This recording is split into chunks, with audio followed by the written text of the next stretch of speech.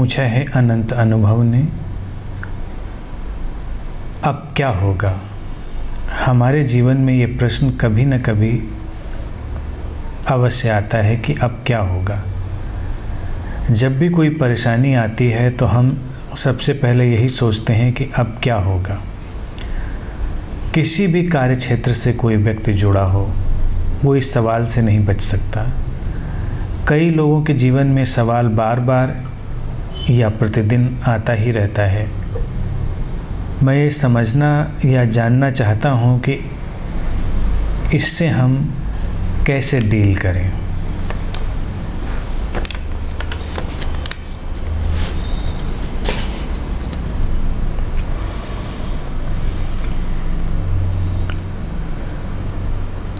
ये प्रश्न जो सामान्य जीवन शैली है उसके लिए बिल्कुल उपयुक्त है, स्वाभाविक है।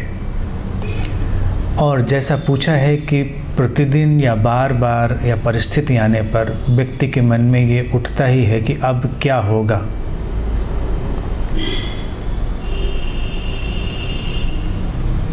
इससे हम कैसे व्यवहार करें, इससे हम कैसे डील करें। जीवन को देखने के बहुत सारे दृष्टिकोण हो सकते हैं, बहुत सारा अलग अलग तरह का हमारा व्यवहार हो सकता है। पहली चीज़ तो मैं समझता हूँ ये प्रश्न तब उठना धीरे धीरे बंद हो जाता है जब हम वर्तमान में जीने की शैली अपना लेते हैं या वो कला सीख लेते हैं और थोड़ा अपनी समझ को विस्तार देते हैं। जैसे कि ये प्रश्न पहले भी उठा, जब पहले इस प्रश्न से हम आमने सामने हुए तब भी कुछ हुआ ही था, तब भी इससे हम बाहर निकले ही थे। हर परिस्थिति गुजर जाती है, हर परिस्थिति बीत जाती है। जीवन का नियम ही यह है कि यहाँ कुछ भी ठहरा नहीं रहता, कुछ भी स्थायी नहीं रहता। हमारी अपेक्षाओं के अनुसार हो रहा है या हमारी अपेक्षाओं के अनुसार नहीं हो रहा है। यही दो ढंग हो सकते हैं घटनाओं के होने के, और दोनों स्थितियों में विचलित होने की कोई ज़रूरत नहीं है। समझ के तलों को गहरा करने की ज़रूरत है कि जब तुम्हारी इच्छाओं के अनुरूप हो रहा हो तो भी ठीक है, और जब तुम्हारी इच्छाओं के अनुरूप ना हो रहा हो तो उसे एक रहस्य से घिरा हुआ समझें और समझें कि जो विराट अस्तित्व है वो तुमसे प्रेम करता है, वो तुम्हारा ख्याल करता है, वो नॉन रिस्पॉन्सिव नहीं है, वो रिस्पॉन्स करता है और उस न होने में भी तुम्हारे लिए कुछ होने की प्रक्रिया छुपी होगी। जैसे किसी चीज़ के नव निर्माण के पहले बहुत सारा बिखराव और विध्वंस भी होता है। अगर कोई विध्वंस से बचना चाहे, बिखराव से बचना चाहे, तो नए जीवन या नए निर्माण से भी वो चूक सकता है। पहले चरण पर ये बिखराव हमें पीड़ित करता है, लेकिन जीवन के जो बहुत सारे व्यवहारिक पहलू हैं उसमें तो हम ये बात जानते हैं, इसलिए हम विचलित नहीं होते। तुमको एक अच्छी ड्रेस पहननी है तो तुम एक अच्छा सा कपड़ा खरीदते हो। जब तुम उसको खरीदते हो तब भी वो बड़े अच्छे आकार प्रकार में होता है, लेकिन वो तुम्हारी अच्छी ड्रेस बनने की प्रक्रिया में कटना पिटना शुरू हो जाता है। और जब वो बनने से पहले हर तरफ से कटा हुआ तुम्हारे सामने पड़ा हो तो तुम भयभीत भी हो सकते हो, आतंकित भी हो सकते हो। अगर नहीं जानते हो कि आगे क्या होने वाला है, तुम सोच सकते हो कि अच्छा भला मेरा कपड़ा था, सब काट डाला। लेकिन फिर जो कुशल व्यक्ति है वो उसी को ठीक से व्यवस्थित करता है और एक नई ड्रेस बन जाती है। जीवन में भी बहुत बार ऐसा हो सकता है, बीमारियाँ, दुर्घटनाएं, आर्थिक हालात, संबंधों के उतार चढ़ाव, बहुत सारी चीज़ें हो सकती हैं। और अगर तुम इसको इस भरोसे के साथ लेकर चलो कि ये किसी न किसी अच्छे की तरफ ही जाने की प्रक्रिया होगी, तो तुम कम परेशान होगे। ये केवल अपने रिस्पांस को, अपनी प्रतिक्रिया को बदलने की बात है और इससे तुम्हें शांति भी मिलेगी। और अगर इस कॉन्सेप्ट से, इस विचार से तुमको शांति मिल सकती है कि ये तुम्हें किसी और अच्छी प्रक्रिया में ले जा रहा होगा, तो इसमें कोई बुराई भी नहीं है।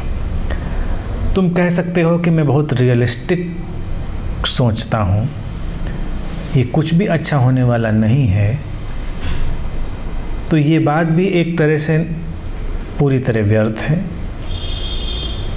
क्योंकि इतनी रियलिस्टिक सोच होती ही नहीं। अर्थात पूरी तरह तो कोई जानता ही नहीं कि क्या होने वाला है। घटनाएं प्रेडिक्टेबल और अनप्रेडिक्टेबल दोनों जोन से चलती हैं, जिन्हें बताया जा सकता है और कभी कभी नहीं बताया जा सकता है। कभी कभी तुम अनुमान लगा सकते हो और कभी कभी सारे अनुमानों से परे भी घटना घट जाती है। तो जीवन का ये तरीका है, इसको ऐसे ही स्वीकार करना होगा। इसको ऐसे ही स्वीकार करने में इसकी पीड़ा से मुक्ति है। और फिर दूसरी रेमेडी ये है, मैं समझता हूँ कि जो भी घटना है उसको बस उतने ही टुकड़े में देखें, उतने ही फ्रेम में, आगे पीछे बहुत उसमें अपने मन के रंग ना मिलाएं। घटना अगर घट रही है और उसको तुम उतने ही फ्रेम में देख रहे हो, तो आगे जो आने वाली घटना है वो अपने शुद्ध रूप में आती है, उसमें तुम्हारे मन की मिलावट नहीं होती। अभी तुम उसमें अपने मन की मिलावट कर देते हो। बुरा है तो तुम और बुरे की कल्पना करने लगते हो, अच्छा है तो तुम और अच्छे की कल्पना करने लगते हो, और दोनों बातें कभी कभी धराशायी हो जाती हैं।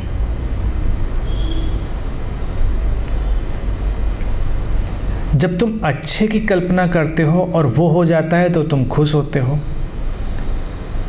और जब तुम बुरे की कल्पना करते हो और वो हो जाता है तो तुम दुखी होते हो। फिर इसी को थोड़ा उल्टा कर सकते हैं नियम को, जब तुम अच्छे की कल्पना कर रहे हो और वो ना हो तब तुम दुखी होगे, और जो तुमने बुरे की कल्पना करी है वो ना हो तब तुम सुखी होगे। तो घटनाओं का होना ना होना हमारे मन का ही एक अजीब सा खेल है। पीड़ा आए तो पीड़ा से गुजर जाएं, उसका प्रतिरोध ना करें, यही नियम है। अगर प्रतिरोध करेंगे, रेजिस्ट करेंगे, तो वो बढ़ेगी। परिस्थिति जैसी है उसमें वैसे ही अपने को छोड़ दें और वो एक हवा के झोंके की तरह निकल जाएगी। जैसे तेज आंधी आई हो और लचीले वृक्ष झुक जाते हैं, आंधी गुजर जाती है, फिर वृक्ष अपनी जगह खड़े हो जाते हैं। जो वृक्ष रेजिस्ट करते हैं, संघर्ष करते हैं, वो टूट जाते हैं। परिस्थितियां निरंतर अपने ढंग से बदल ही रही हैं। तुम्हारे करने का इतना ही है कि तुम जो तुम्हें सर्वाधिक उचित जान पड़ रहा है, जो तुमको बहुत ठीक जान पड़ रहा है, तुम वो करो बस। और इसका परिणाम क्या आएगा, इसकी चिंता या इसके बारे में अपने अनुमान मत लगाओ, क्योंकि जब परिणाम आते हैं तो वो एक ब्रह्मांडीय गति से, एक कॉस्मिक एक्टिविटी से आते हैं। तो उन परिणामों के अनुमान लगाने में ही हम ज़्यादा पीड़ित होते हैं। सरल तो यही है कि हम अपना काम अपनी समझ, अपने विवेक के अनुसार उस क्षण में जितना संभव हो उतना करें और परिणामों को अपने आप घटने दें। अतीत में भी ऐसा हुआ है, लेकिन हमने उससे कोई सीख नहीं ली। अतीत में भी हर बार ये ऐसे ही हुआ है, लेकिन हर बार हम फिर से उसी तरह से परेशान होते हैं, उसी तरह से विचलित होते हैं। कोई संकट आता है अगर, तो अब क्या होगा, व्यक्ति बहुत परेशान होता है और वो ये भूल जाता है कि पहले भी जब हमने सोचा था कि अब क्या होगा, तब भी कुछ हो ही गया था, तब भी तुम उससे निकल ही गए थे। तो इसलिए घटनाओं को घटने दो, घटनाओं को अपने आप घटने दो और तुम उस परिस्थिति में तुमसे जो तुम्हारी अंतः प्रज्ञा कह रही हो वो करो। इससे ज़्यादा कुछ करने के लिए नहीं है। कोशिश धीरे धीरे ये करो कि उस वर्तमान टुकड़े में ही जीवन को जियो। अगला क्षण फिर अपना ख्याल करेगा, फिर अगला क्षण आएगा तो वो अपना ख्याल करेगा। कई बार अगर बहुत ज़्यादा संकट की स्थिति हो तो तुम अचानक ही बिना किसी प्रयास के भी इस प्रक्रिया में चले ही जाते हो। अगर तुम ध्यान दो, कभी कोई बहुत ही गंभीर बीमारी या दुर्घटना का शिकार हो गया हो या कोई और गंभीर संकट आ गया हो, तो आसपास के लोग तो बहुत परेशान हो रहे होते हैं, लेकिन जो उससे जूझ रहा है वो सचमुच में मोमेंट टू मोमेंट, क्षण प्रतिक्षण ही जीने लगता है। एक क्षण, फिर अगला क्षण, फिर अगला क्षण। उसके लिए सारे टुकड़े अलग अलग हो चुके होते हैं।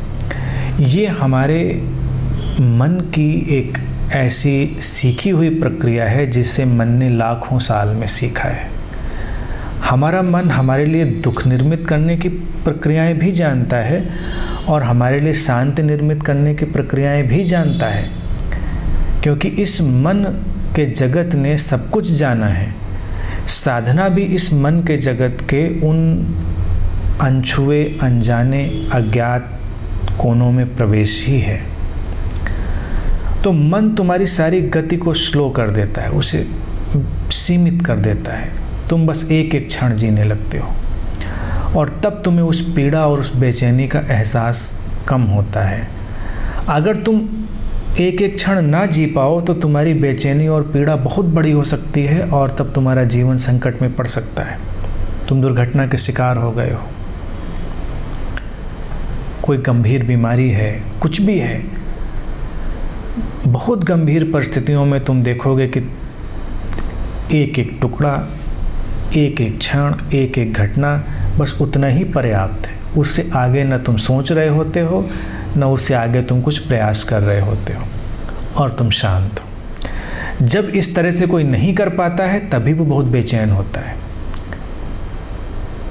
अगर कोई कभी बहुत गंभीर बीमारी से गुजरा हो तो वो इसके जान सकता है कि रात आती है, तुम्हें बहुत सुकून लगता है कि चलो रात आई, तुम सो रहे हो। तुम सो गए रात में बिस्तर पर, यही बहुत बड़ी बात थी। और फिर जब सुबह हुई तो तुम्हें यही लगता है कि चलो फिर एक बार सुबह हुई। सब एक एक टुकड़े में घट रहा है। फिर तुम सुबह से गुजरते हो, दिन बीत जाता है, तुम्हारे लिए वो टुकड़ा बंद हो जाता है। ऐसे टुकड़ा टुकड़ा।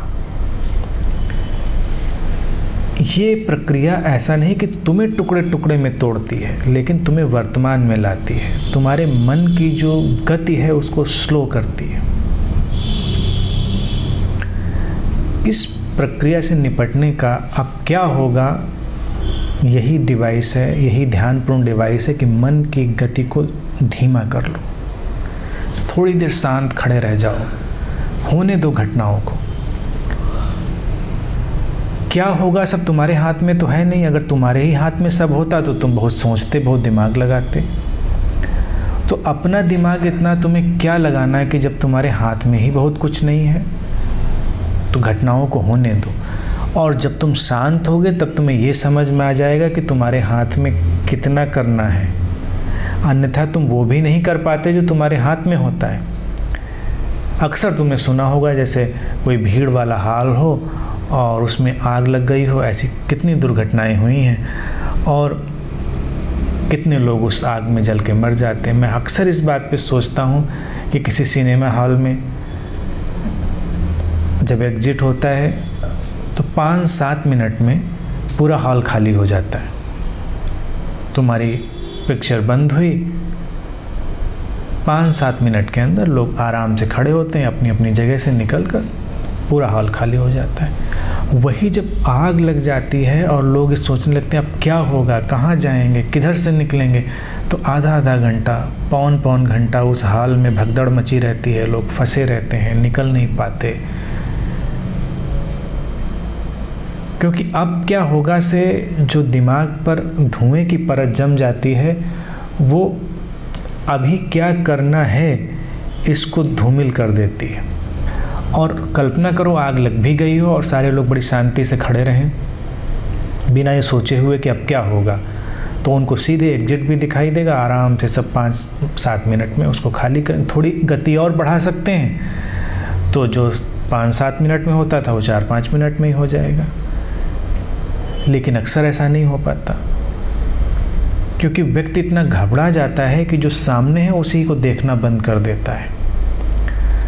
और यकीन मानो कि अस्तित्व करुणावान है, अस्तित्व गैर करुणावान नहीं है, वो करुणावान है।